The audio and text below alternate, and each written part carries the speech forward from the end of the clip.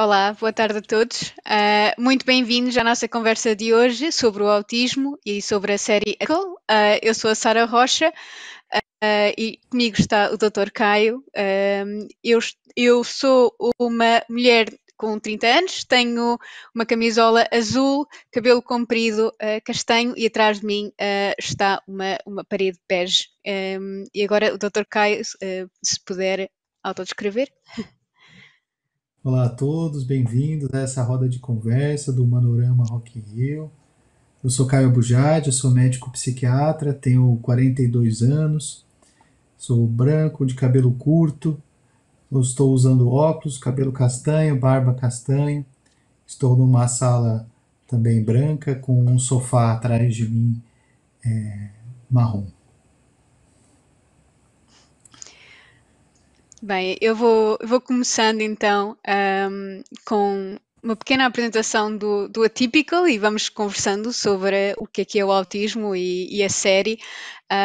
O meu nome é Sara Rocha, como eu disse, eu sou autista e sou cofundadora da Associação Portuguesa Voz do Autista, que pronto, é gerida por autistas no momento. O Atypical realmente é uma série de comédia-drama do Netflix, caso ainda não tenham visto, que se foca no Sam Gardner, que é um rapaz autista de 18 anos, que finalmente decidiu que queria procurar um relacionamento romântico. Eu acho bastante interessante todo pronto, o assunto que acabamos por ver um bocadinho da vida do Sam ao longo do tempo, da sua família, dos amigos e relacionamentos. E já agora, não sei se o Dr. Caio viu, se gostou da série em geral, qual é a sua opinião? Eu sou sempre muito romântico, né? Então eu gosto muito das séries, de uma forma geral, e eu gosto muito do Atípico porque na minha eu não analiso muito tecnicamente, né? Eu sempre gosto dos contextos e das histórias, mas eu acho que todo movimento artístico que envolve essa melhorar o conhecimento da população em geral a respeito de como os pacientes, as Uhum. pessoas com espectro do autismo se sentem, como elas vivem os relacionamentos, como são os relacionamentos íntimos, como são os relacionamentos com os familiares. Eu acho que é muito importante para a sociedade porque como o espectro do autismo ele é muito amplo e ele envolve assim um paradigma de muitos tipos de pessoas diferentes, pode confundir muito as pessoas. E o que eu acho interessante é essa questão muito interessante de você esse paradigma de que o paciente com autismo tem uma dificuldade na empatia, uma dificuldade nos relacionamentos sociais, mas a gente vê muitos pacientes com autismo casados, com relacionamentos, tendo vidas é, a dois, e isso a sociedade às vezes não conhece muito. Então, expor um pouco esse movimento de quais são as dificuldades e as habilidades e como tudo isso se desenrola é muito interessante. Né? Não sei como a Sara Sim, consegue enxergar de dentro para fora, né, Sara? sim, sim, um bocadinho. Realmente eu acho que tem muito coisas boas e muitas más. Quando nós vamos, quando pensamos como o autismo era interpretado na televisão antigamente e agora, então não tem nada a ver, não é? Evoluímos muito, finalmente temos, como o Dr. Caio estava a dizer, os relacionamentos, são pessoas complexas, com desejos, paixões, e apenas pronto, uma espécie de forma a que a personagem principal tenha um arco heroico ou algo assim. Somos realmente pessoas que têm as nossas vontades, os nossos desejos e relacionamentos que às vezes dão-se mal, outras vezes dão-se bem, e realmente eu acho que é muito importante isso mostrarem que é algo que se mostra bastante no Atypical. Acho que foi uma das primeiras séries que realmente mostrou uma personagem mais complexa e uma personagem em que foi focada a série, não é? Não é apenas uma parte ao lado da. série. E tu experiência com autistas, acha que tem uma boa representatividade ou esperava algo mais da série?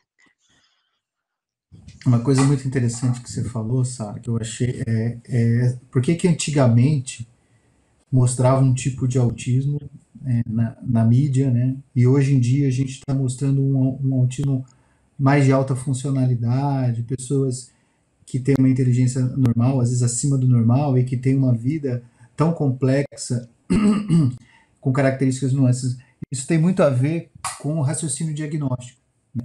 Então, antes do novo século, né, não se conhecia muito essa ideia do autismo de alta funcionalidade. Pessoas de alta funcionalidade não eram diagnosticadas com autismo, não recebiam esse diagnóstico. Muitos dos nossos pais autistas, os adultos hoje que têm mais de 40 anos, 50 anos, muitos deles não foram diagnosticados, porque não se achava que um indivíduo de alta funcionalidade poderia ser autista. Né? Então, quando eles iam colocar na mídia um indivíduo com autismo, como aconteceu com Rayman, que é o clássico, né, e outros autistas, sempre colocavam quadros muito graves. E o interessante disso é que hoje a gente tem visto na mídia, na clínica, que os quadros de inteligência normal e acima do normal, de alta funcionalidade, na realidade são a maioria. Só que nunca foram diagnosticados. E hoje a mídia conseguiu enxergar isso, começou a mostrar um outro lado que é importante, de pessoas tão complexas quanto, que nem a Sara trouxe.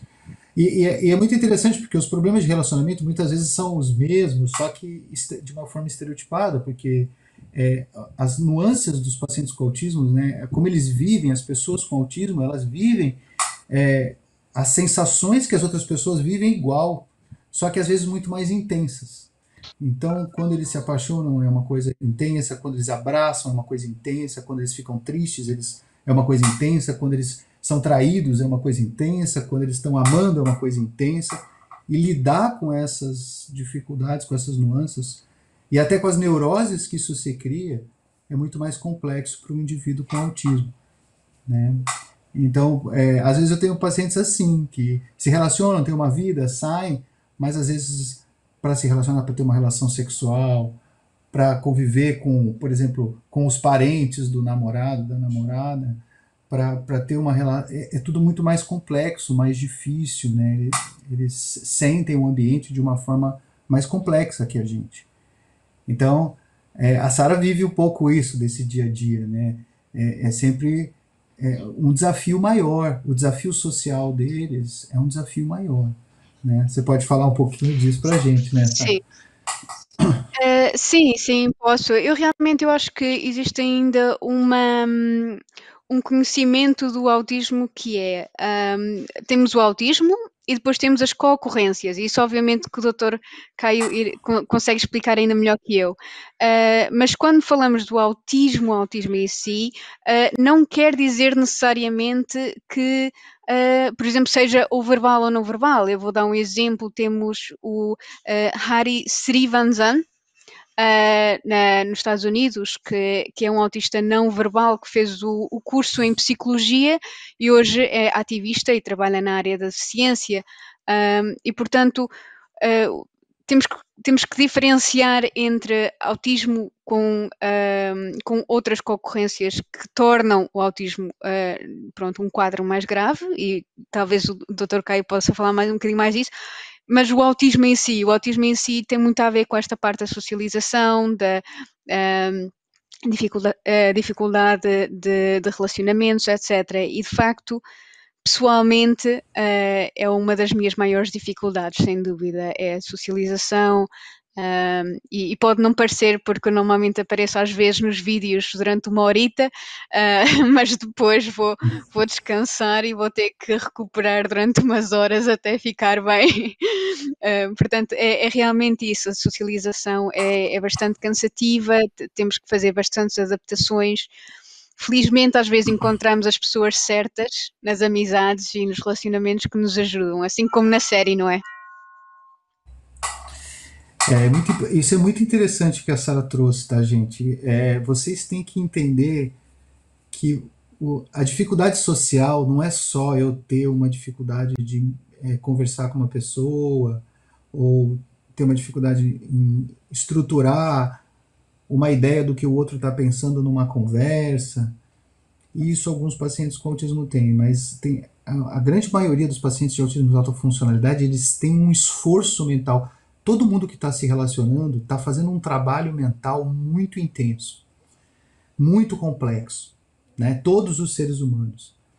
Só que o paciente com autismo, estruturalmente, ele tem um cérebro que trabalha mais, percebe mais coisas, percebe mais detalhes das coisas, até por isso que quando eles têm habilidades, né, Sem eles dúvida. gravam as coisas e têm habilidades muito grandes. Então, por quê? Porque o cérebro trabalha mais. Então, o esforço mental para eles se socializarem é muito grande.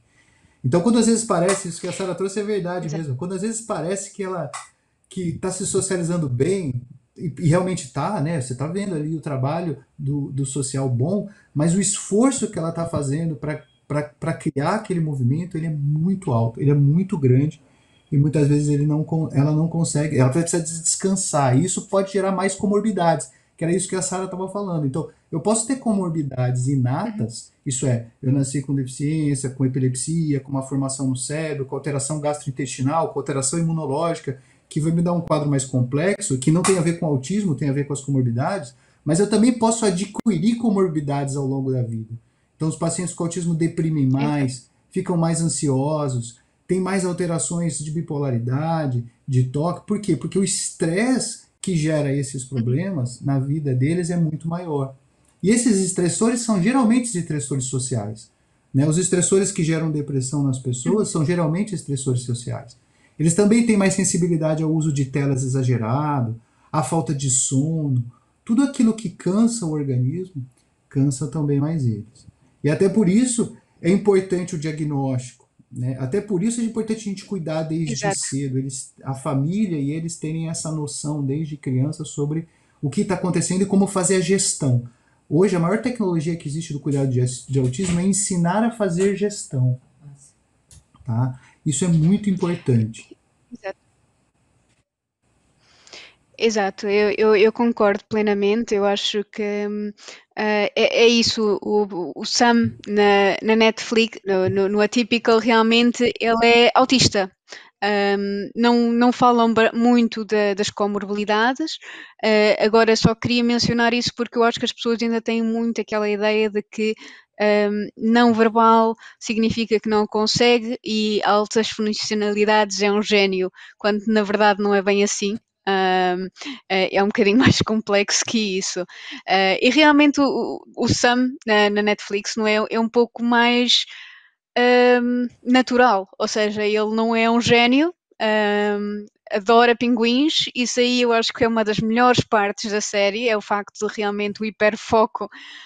Eu sinto perfeitamente assim, que chega a um ponto que nós sabemos todos os detalhes possíveis e imaginários daquilo que é dos nossos interesses, não é? Seja pinguins, seja as celebridades, seja o autismo, seja psicologia, existem muitos e muitos. Eu acho que o mais comum que eu vi em alguns autistas foi a música. De resto, o hiper muito diferente. O que é que acha? O que é que o doutor Caio achou que era a melhor parte da série e aquela parte que se calhar alterava um bocadinho e que não acha que está assim tão representativo? Ah, eu sou muito difícil de julgar assim essas partes. Vocês me desculpem assim. Eu sempre gosto do contexto como um todo. Eu sou apaixonado pela série, assim, mas não é só Uhum, ela, todas elas, né? Todas as séries eu gosto muito do autismo, né? Porque eu me envolvo. Eu não tento avaliar muito clinicamente. Essa coisa do hiperfoco, ela é muito uhum, importante de se mostrar. E ela é muito importante porque existe até, às vezes um certo preconceito no autismo por conta disso, mas por exemplo, algumas mães, Sara, é muito interessante que algumas mães ou alguns indivíduos tentam esconder o hiperfoco porque eles às vezes não querem parecer tão uhum, autistas para as pessoas. E aí as mães falam assim, não, exato. meu filho não pode ter um hiperfoco. Mas isso é importante as pessoas saberem, porque, Sara, a gente tem que entender que o hiperfoco do autista, ele não é um problema, né? Ele é um momento de alívio, né? É ali que ele se sente Exato. tranquilo, que o desgaste acaba. A gente estava falando do cansaço cerebral, né? Que é mas quando ele Claro. está no hiperfoco, é como se ele tivesse ali num mar de tranquilidade, num momento de paz. E a gente tem que respeitar isso nos indivíduos com autismo. A gente tem que respeitar esse momento. Quando a gente vê um indivíduo com autismo estressado, que é comum, a primeira coisa que a gente tem que saber é qual é o hiperfoco dele, porque é ali que ele vai se tranquilizar. É Exato. ali que ele vai se tranquilizar. Então, é muito importante a gente entender a função. Eu fiz meu mestrado, eu fui especialista em comportamento repetitivo em autismo, né? E o hiperfoco é um comportamento repetitivo, né? E Uhum. a grande questão quando a gente estuda o cérebro do paciente com autismo, quando ele está no hiperfoco, que ali é um momento de prazer. E é interessante ser com a música, né? Porque a maior dificuldade dos pacientes com autismo é que o cérebro deles é muito excitado e às vezes não se conecta de uma forma sincrônica, de uma forma tão sincrônica. E a música faz o cérebro se comunicar de forma sincrônica em todo mundo. Então, por isso que eu acho que deve É. ser a música, esse link que você fez de que muitos têm esse hiperfoco com a Uhum. música, é porque realmente a música vai dar essa sensação de tranquilidade, né? As artes como um todo fazem isso, mas a música ela tem um charme especial, né? Sim, sem dúvida. Eu acho que até a mim eu não é um dos meus hiperfocos, mas realmente ao ouvir música há aquela uma sensação de calma. Isso aí também vem um bocadinho das estereotipias de, não é? Quando temos, como estava a falar dos comportamentos repetitivos, outro é estereotipias, que ainda também é muito julgado e tentam retirar dos autistas. Mas pessoalmente a minha calma-me, é uma forma de gestão de energia. Eu digo que é como se eu tivesse eletricidade no corpo, e se eu fizer estereotipias, a elasticidade sai do corpo. E é uma forma de gerir essa ansiedade e de ter uma regulação e um controlo sobre o meu próprio corpo. E eu acho que faz muito sentido, como o doutor Caio estava a dizer. Eu acho que isso faltou um pouco no seriado, isso que você falou. Isso é uma novidade da ciência muito interessante, sabe? Você sabe o que a gente descobriu? Que grande parte dos autistas. Você sabe que a fonte de energia das células do corpo é a mitocôndria, né? A mitocôndria.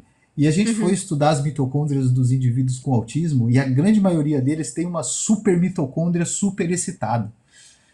Então, esse processo que você falou, de vocês terem muita energia, ele é real. É uma energia assim que transcende. E a gente tem estudado algumas formas de melhorar esse processo. Por exemplo, na época da pandemia, que todo mundo precisou ficar em casa, imagine que a casa ela é uma gaiola de Faraday, né? É um isolamento eletromagnético. Pois. Então, se as pessoas com autismo estiverem dentro da casa estressadas, elas começam a entrar em surto, estiverem com medo ou apavoradas. Uhum. Então, era muito importante para os pacientes que estavam angustiados saírem para a natureza, porque na natureza você consegue fazer essa troca energética. Agora, alguns casos onde eles conseguiram manter a casa um ambiente tranquilo, de paz, com música, fazendo os seus hiperfocos, fazendo as coisas que deixavam-os tranquilos, eles conseguiam fazer gestão dessa mitocôndria, a mitocôndria ficava mais tranquila e não tinha essa exaustão energética, né? Então isso é muito importante da gente entender, porque realmente isso Exato. acontece. Eles têm uma energia muito maior que a nossa, e se eles não conseguirem Uhum. organizar essa energia, se vocês não conseguem organizar Exato. essa energia ela pode desarmonizar e pode gerar outras patologias, que aí vem as comorbidades.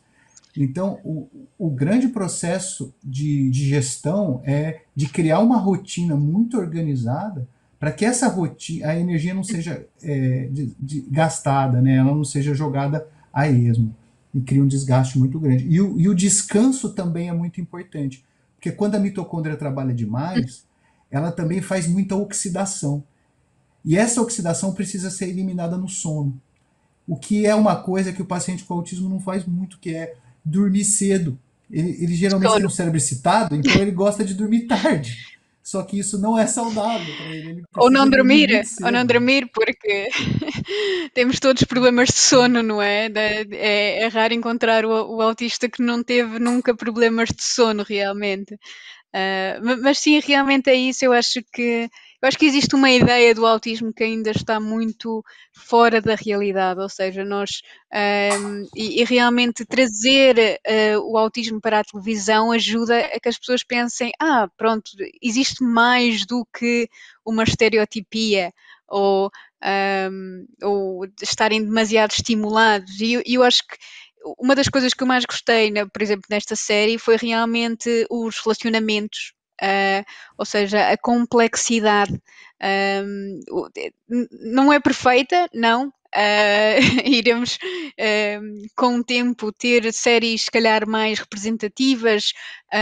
Realmente na primeira temporada não havia autistas a escrever e na segunda temporada contrataram alguns autistas para escrever e como atores, e acho que fez toda a diferença e realmente vê-se na mudança e mesmo o personagem não é tão robótico, que é um bocadinho estereótipo, não é? Aquela ideia estereótipo que, de que os autistas são um bocadinho robóticos.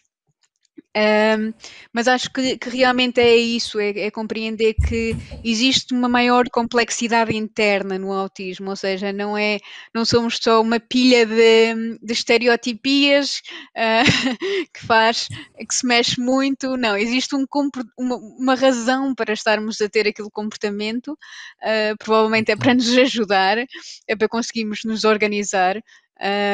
E acho que estas séries ajudam, mesmo que não sejam perfeitas, ajudam a passar um bocadinho dessa complexidade interna. E realmente, pronto, como disse, não era perfeito, não é? Não tinha escritores de início, e o que acabou por fazer, eu acho, é que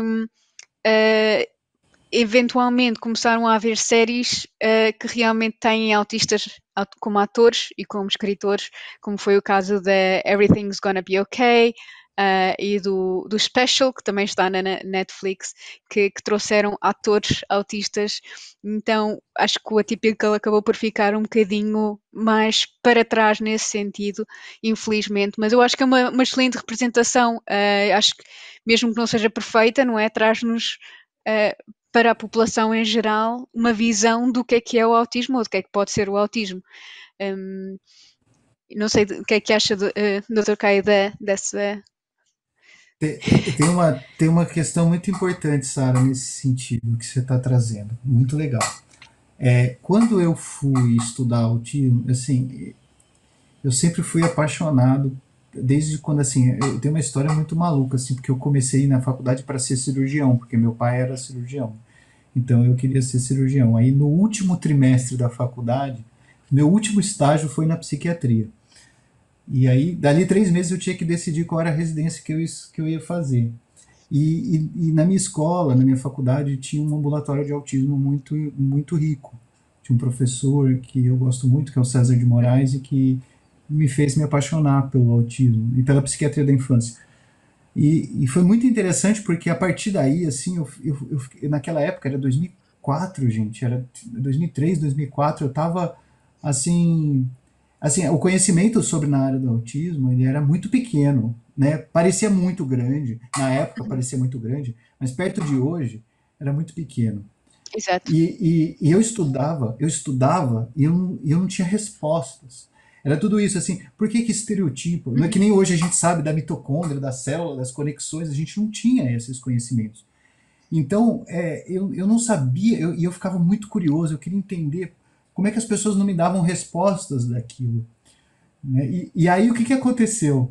Isso que você falou foi muito interessante, Sara, porque vinham muitos médicos, eu lia médicos explicando o autismo e não fazia sentido.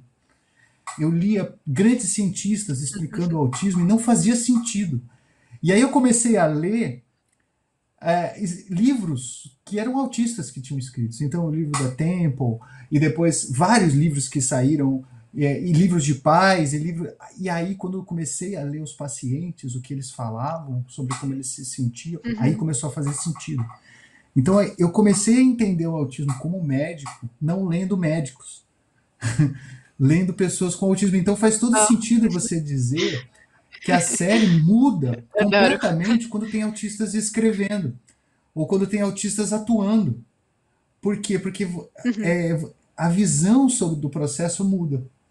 E é muito importante a gente respeitar, porque a gente tem muitos autistas que têm habilidades artísticas incríveis, porque quando eles organizam o cérebro deles para fazer alguma arte, é algo de extraordinário, né? O Jacob, que é um músico que tem 14 anos, ele mora nos Estados Unidos, ele é um filho de um músico, e ele é incrível, assim, ele toca todos os instrumentos musicais, agora ele está no American Got Talent, e, assim, é Uhum. impressionante, assim, como ele faz música de uma forma, assim, eu choro quando eu vejo, a sensação que eu tenho é inacreditável. Então, assim, a capacidade que vocês têm, assim, de quando vocês mergulham num processo, vocês colocarem as Uhum. nuances naquilo com detalhes, é muito rico isso. E a gente tem que entender que o autista na arte, quando ele se dedicar à arte de verdade, e muitos deles se especializarem em arte, em tudo, na música, no cinema, Uhum. escrevendo livros, né, como escritores, atores, eles vão se destacar muito, né, devido a essa capacidade de entender o mundo Sim. de uma forma altamente complexa. Né? Sim, eu concordo bastante. Eu acho que mesmo na área, na indústria da televisão, não é? Tivemos agora há pouco tempo o caso de um filme da CIA, em que ela não incluiu autistas, e acabou por receber bastantes, pronto, críticas, porque o filme não estava de acordo com o que realmente o autismo é. Mas ao mesmo tempo temos atores como Anthony Hopkins, que é autista. Temos Dan Uhum. Harmon, que escreveu Rick e Morty. Temos o Dan Aykroyd, que criou Ghostbusters. Ou seja, temos estas pessoas que Uhum. criaram épicos da televisão e do cinema, que são Exatamente. autistas, mas que as pessoas se calhar não sabem, e que acabam por trazer esta neurodiversidade e esta imaginação e criatividade para a indústria, que realmente penso que é único e que acho que a diversidade realmente está cá para fazer coisas diferentes, não é? Para não fazermos todos o mesmo. E realmente eu fiquei muito contente quando o Dr. Gai estava a dizer que realmente compreendeu quando nos ouvia, porque já nos aconteceu, já me aconteceu a mim pessoalmente ver questões expostas sobre o autismo que eu disse, isto não faz sentido para nenhum, ou seja, por exemplo, o parar das estereotipias, claro que se elas magoarem, não é? Mas a minha estereotipia é mexer na orelha, não faz mal a ninguém, portanto não haveria razões realmente para separar, porque faz-me tão bem todos os dias, e se eu parar, aí provavelmente já vou estar bem mais desorganizada e não vou conseguir fazer metade das coisas que preciso fazer. Portanto, fico muito feliz que tenha dito isso. Realmente é muito importante ouvirmos, e eu pessoalmente, como autista, ouço outros autistas também, porque a verdade é que somos todos diferentes, não existem dois autistas iguais, e é importante também compreendermos que a nossa visão não é única. Não é? A minha visão do autismo é bastante diferente da visão de uma criança não verbal. Portanto, são duas realidades completamente diferentes que acho bastante importante também estarem representadas, mas de uma forma mais complexa, porque pessoas que são não verbais também têm essa complexidade, apesar de momento poderem comunicar de outra forma, com uma comunicação alternativa. Eu não sei se já teve assim alguns pacientes que pensavam também que não tinham inteligência por ser não verbal, e que depois descobriram que pronto, que obviamente que sim, que são bastante inteligentes. Não verbal não significa não inteligência ou não consciência do que se está a passar. Isso é real. E ainda mais que o conceito de inteligência hoje, ele está bem complexo. Uhum. Né? Primeiro a gente aprendeu a inteligência emocional, né? Que é essa capacidade de a gente organizar nossas emoções.